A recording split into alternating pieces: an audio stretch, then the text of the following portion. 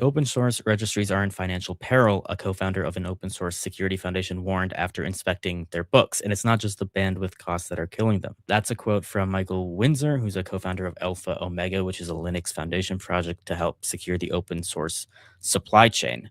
We've definitely seen like a growing number of supply chain attacks, for example, especially in like the NPM node ecosystem, where there's like so many dependencies on other in a lot of programs that developers are making these days, and they're not vetting them all, of course, because there's sometimes thousands of them, and any one of those dependencies can introduce some sort of vulnerability, either intentionally or not, into your code base. There's not much that can really be done about it because, exactly like this article says, nobody is really contributing to the financial side of these registries. This is a broader issue in open source, I think would be my takeaway from this, because at the end of the day, the majority of open source projects have this problem where they're generally taken for granted, whether it's the software or the infrastructure, but they all have real costs associated with them. So the person who gave this talk said that they mocked up a Family Feud style game to help attendees guess the 10 biggest expenses for open source registries. Bandwidth was the number one cost at about 25% of total expenses. Storage was 18%, compute was 15%, and battling malware was 12%.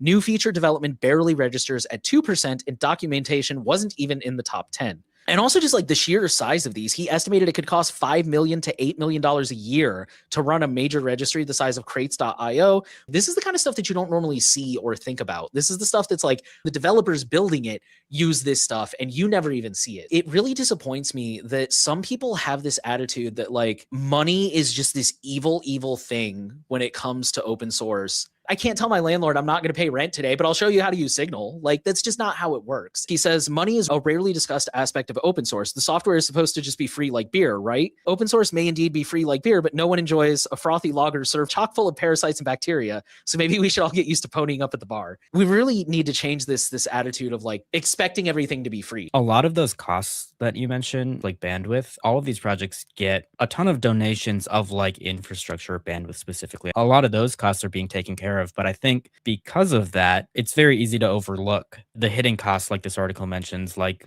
security and malware scanning. Security takes real time and money, and you actually need donations to do that. And clearly, a donation model isn't enough. What you do about that, I don't know. This could just be a fundamental issue with all of this open source stuff. It's a problem that I think people need to pay attention to because we're going to just continue to see all of these supply chain attacks on the open source software that we like.